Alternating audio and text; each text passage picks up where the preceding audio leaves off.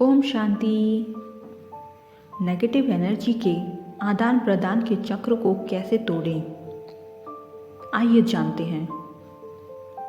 हमारे जीवन में हमेशा कोई न कोई ऐसा शख्स होता है जिसके साथ हम असहज या अनकंफर्टेबल महसूस करते हैं और वे अक्सर कुछ न कुछ ऐसा करते रहते हैं या फिर हमें ऐसा लगता है कि वे कुछ तो कर रहे हैं जिससे हमें परेशानी हो सकती है।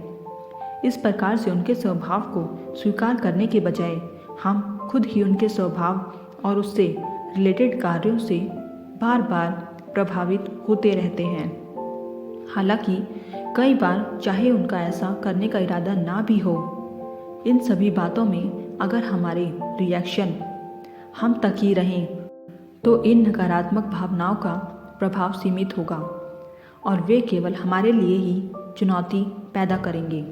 लेकिन अक्सर ये भावनाएं हमारे अंदर नेगेटिव एक्शन और रिएक्शन का एक चक्र शुरू कर देती है, जिससे फिर ये हार्मफुल भावनाएं उस दूसरे व्यक्ति तक पहुंचती है।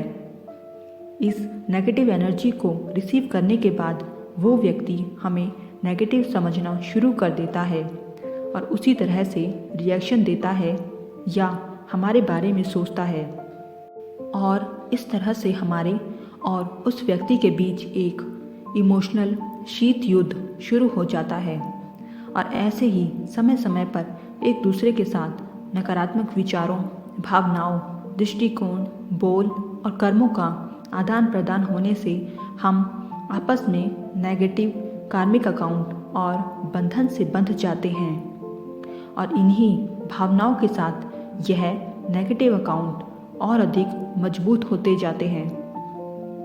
ऐसे सिनेरियो में अगर हम में से कोई भी फिजिकल या नॉन फिजिकल लेवल पर सकारात्मक तरीके से एक्शन या रिएक्शन देता है, लेकिन ऐसा करने पर भी नेगेटिव बॉन्डेज को तोड़ने और रिश्तों को नकारात्मक बनाने में बहुत कम मदद मिलती है, क्योंकि थोड़ी सी पॉजिटिविटी के साथ बहुत सारी नेगेटिविटी भी जुड़ी होती है।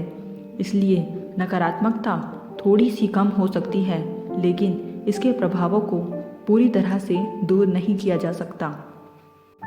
तो हम नेगेटिव एनर्जी के एक्सचेंज के इस दुष्चक्र को कैसे तोड़ें, इससे संबंधित कुछ तरीकों पर हम चर्चा करेंगे।